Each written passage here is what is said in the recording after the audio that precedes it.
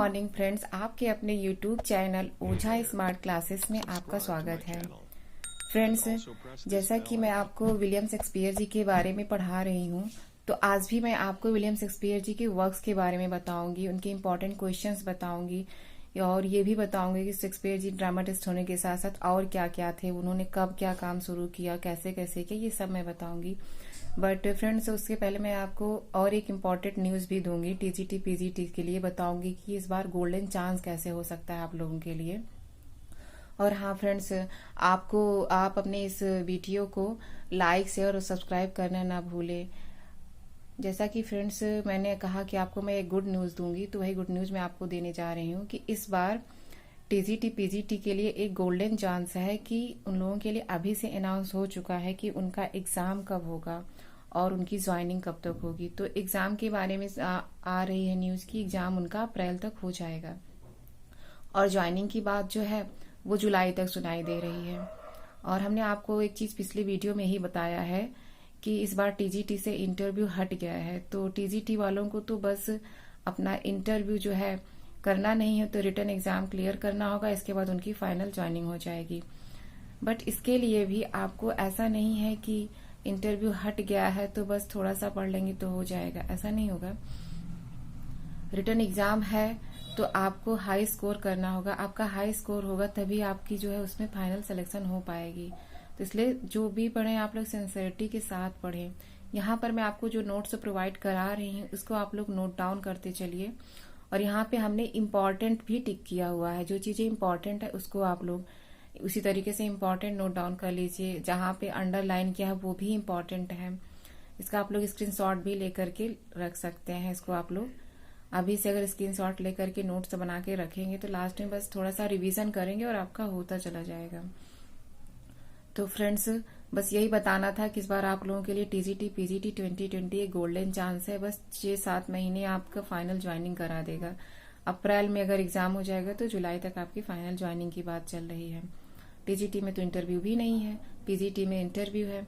तो टीजीटी के लिए और पीजीटी दोनों के लिए बहुत ही अच्छा है, पहले से ही पता है एग्जाम कब होना है। पहले तो ऐसा होता ही नहीं था, एग्जाम कब होगा फॉर्म डालने के बाद पढ़ते रहते थे और कुछ पता भी नहीं होता था कि एग्जाम कब होगा, ज्वाइनिंग कब होगी। इस बार सब क्लियर है, तो बस पढ़ना ही है आप लोगों को।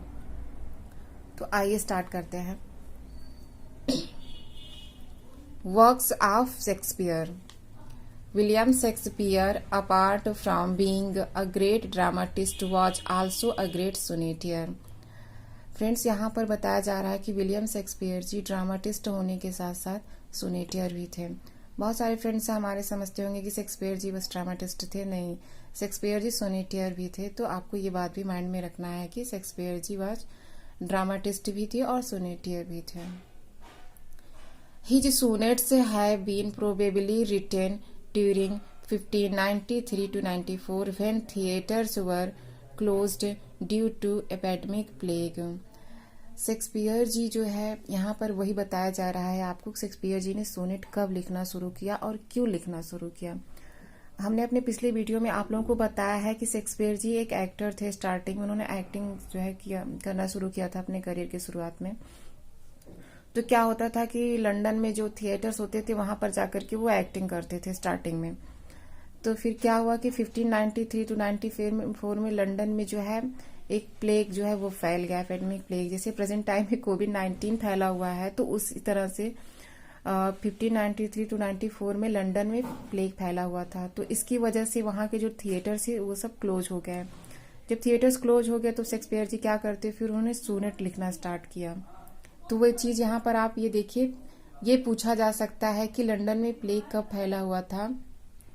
तो आप इसको यहाँ पर माइंड में रखिएगा कि शेक्सपियर जी जब वहां पर लंदन में 1593 टू 94 में प्लेग फैला हुआ था, तब उसी समय शेक्सपियर जी ने सोनेट को लिखना स्टार्ट किया था।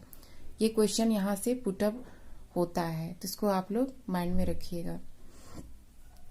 अब नेक्स्ट पॉइंट देखिए फ्रेंड्स, यहाँ पर Shakespeare wrote 154 sonnets, out of which in 126 sonnets he addresses Earl of Southampton, Henry Wriothesley, and remaining 28 sonnets he addresses Dark Lady Mary Fitton. यहाँ पर हम आपको बता रहे हैं कि शेक्सपियर जी ने कितने सोनेट्स लिखे थे, कितने सोनेट्स उन्होंने किसको एड्रेस किया है, बच्चे हुए किसको एड्रेस किया है, ये सब मैं आपको बता रही हूँ। देखिए यहाँ पर शेक्सपियर जी ने लिखा था 154 sonnets. Shakespeare wrote 154 sonnets, total उन्होंने लिखा 154 सोनेट्स। फ्रेंड्स यहाँ पर एक चीज आप लोग नोट डाउन कर लीजिए, एग्जामिनर कई बार पूछा है how many sonnets were written by Shakespeare, then you have to note down this point that Shakespeare wrote 154 sonnets, out of which in 126 sonnets he addresses Earl of Southampton और Henry रॉयथेस्ले। अब उसमें से जो उन्होंने 154 सोनेट्स लिखा है उसमें से उन्होंने 126 सोनेट्स अर्ल ऑफ साउथहैम्पटन जी को एड्रेस किया है। और एक चीज आपको ये भी माइंड में रखना है कि अर्ल ऑफ साउथहैम्पटन को ही हेनरी रॉयथेस्ले कहा जाता है। आप हमारे पिछले वीडियो में ही देखे होंगे तो हमने आपको उसमें बताया है कि अर्ल ऑफ साउथहैम्पटन जी को ही हेनरी रॉयथेस्ले कहा जाता है। और ये भी बताया था कि शेक्सपियर जी के जैसे बहुत सारे संरक्षक थे, तो ये अर्ल ऑफ साउथहैम्पटन हेनरी रॉयथेस्ले जी जो है वो उनके सबसे प्यारे संरक्षक थे, उनके सबसे चहेते संरक्षक थे। और शेक्सपियर जी जो है उन्हीं को 126 सोनेट जो है एड्रेस किए हैं। और फिर यहाँ पर आगे देखिए, and remaining 28 sonnets he addresses dark lady, और बाकी बचे हुए जो 28 सोनेट्स होते हैं वो डार्क लेडी को एड्रेस करते हैं। और डार्क लेडी बहुत कम फ्रेंड्स हमारे जानते होंगे कि डार्क लेडी का क्या नाम था, तो यहाँ पर आप लोग ये पॉइंट नोट डाउन कर लीजिए, डार्क लेडी का ही नाम मैरी फिटॉन था। अगर कभी आपसे एग्जामिनर पूछ ले कि what was the name of dark lady, then you have to tell him that Mary Fitton. हाँ फ्रेंड्स, यहाँ पर आप लोग एक चीज और देखिए, ये क्वेश्चन भी पुट अप होता है कि शेक्सपियर जी ने अपने सोनेट्स में क्या बताया है, कहने का मतलब है कि उन्होंने अपना क्या सब्जेक्ट रखा हुआ है। ये यहाँ पर बहुत ही इंपॉर्टेंट पॉइंट है, इसको आप लोग नोट कर लीजिए। और ये एग्जाम में आया है और यहाँ पर क्वेश्चन रिपीटेड भी होते हैं तो आने के चांसेस भी हैं। So look here, Shakespeare in his sonnets deals with various subject such as love, time, politics, gender etcetera. Friends यहाँ पर वही बात बता रहे हैं, शेक्सपियर जी के जो सोनेट्स थे उन्होंने उनके कई सारे सब्जेक्ट थे, जैसे लव के बारे में उन्होंने बताया है, टाइम भी उसमें रहा है, पॉलिटिक्स भी रहा है, जेंडर के बारे में भी बताया है। तो यहाँ पर आप ये पॉइंट नोट डाउन कर लीजिए, शेक्सपियर जी ने अपने सोनेट्स में जो डील किया है सब्जेक्ट के साथ वो है love, time, politics, gender etcetera. Friends ये चीज यहाँ पर आप एकदम से इसको जैसे मैं पढ़ा रही हूँ ठीक ऐसे ही आप लोग नोट करते चलेंगे तो आपको शेक्सपियर जी के बारे में जितना मैं पढ़ाते चल रही हूँ अलग से कुछ देखने की जरूरत नहीं होगी, क्योंकि मैं आपको एक एक पॉइंट बताऊंगी। आगे मैं आपको ये भी बताऊंगी शेक्सपियर जी ने कितने प्लेस लिखे हैं, उनके कैरेक्टर्स के बारे में बताऊंगी, सब कुछ मैं बताऊंगी, इंपॉर्टेंट क्वेश्चन बताऊंगी, कोट्स शेक्सपियर जी के बारे में किसने क्या कहा है वो सब मैं आपको बताऊंगी। धीरे धीरे करके मैं आपको सब बताते चलूंगी और ऐसे आप लोग नोट्स बनाते चलेंगे तो लास्ट में आप लोगों को ये बहुत ही हेल्पफुल होगा। Next point, Shakespeare follows sonnet structure modified by Earl of Surrey, that is the sonnet is divided into 3 quatrain, stanza of 4 lines and 1 couplet, stanza of 2 lines with the rhyme scheme A B A B C D C D E F E F G G। Friends यहाँ पर आप लोगों से पूछा जा सकता है कि शेक्सपियर जी ने अपना जो सोनेट लिखा हुआ था उसमें उन्होंने स्ट्रक्चर कौन सा फॉलो किया था और किसके द्वारा वो मॉडिफाइड किया गया है। तो वही बात इस पॉइंट में आपको बताई जा रही है कि Shakespeare follows sonnet structure modified by Earl of Surrey. Shakespeare ji ने सोनेट में जो स्ट्रक्चर फॉलो किया था उसको मॉडिफाइड किया गया था किसके द्वारा, अर्ल ऑफ सरे जी के द्वारा उसको मॉडिफाइड किया गया था। That is the sonnet is divided into 3 quatrain. अब आगे वही बताया जा रहा है, उनका जो सोनेट का पैटर्न था वो 3 क्वार्टेन में डिवाइड था। यहाँ पर क्वार्टेन, ये चीज आप नोट डाउन कर लीजिए, क्वार्टेन किसको कहते हैं। क्वार्टेन मतलब होता है स्टैंजा ऑफ 4 लाइन्स। ये बात यहाँ पर कई बार पूछी गई है कि क्वार्टेन क्या होता है। तो क्वार्टेन जब आपसे एग्जामिनर पूछेगा कि क्वार्टेन में क्या होता है तो आपको बताना होगा stanza of 4 lines and 1 couplet. Couplet मतलब stanza of 2 lines with the rhyme scheme.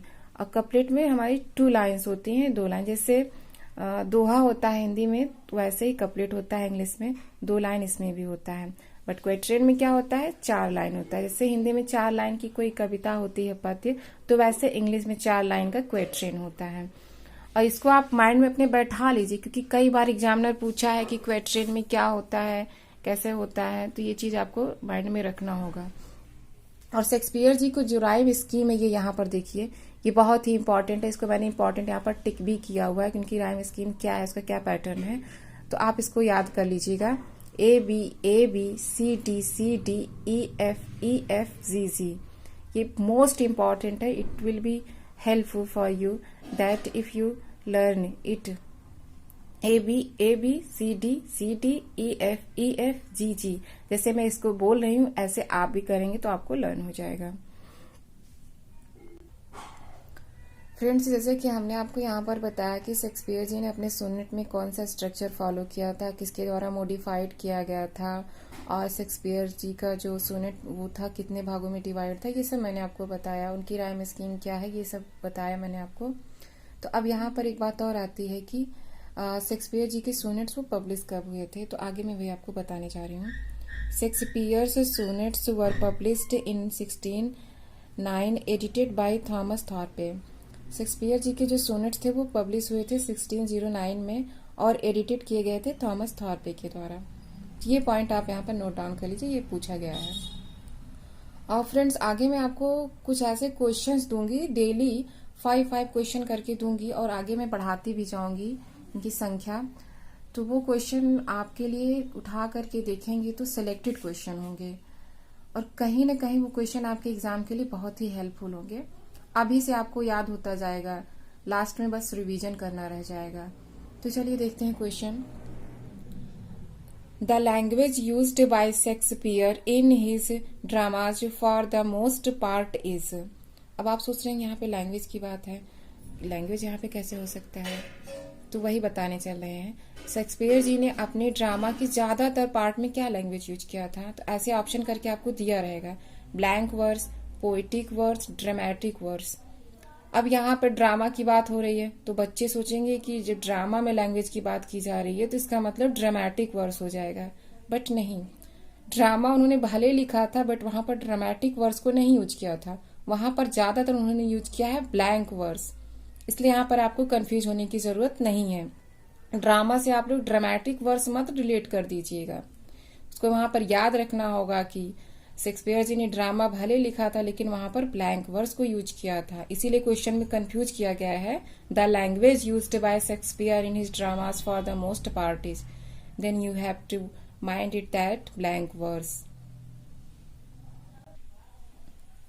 Next question, Shakespeare से sonnets are in the form, मतलब शेक्सपियर जी के सोनेट्स किस फॉर्म में थे, तो आपको माइंड में रखना होगा 3 quatrains and a rhyming couplet.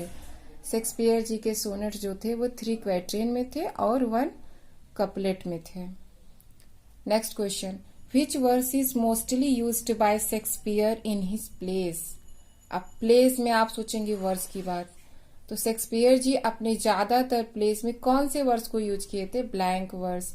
अब देखिए क्वेश्चन नंबर 3 देखिए और क्वेश्चन नंबर 1 देखिए, ये दोनों क्वेश्चन अगर आप लोग ध्यान से नहीं समझेंगे तो इसको कंफ्यूजन में आकर के गलत कर देंगे। इसलिए इन दोनों क्वेश्चंस को आप लोग माइंड में अच्छे से सेटअप कर लीजिए कि एग्जामिनर कहाँ आपको कंफ्यूज कर रहा है, बट आपको इसको याद रखेंगे तो कंफ्यूज नहीं होंगे।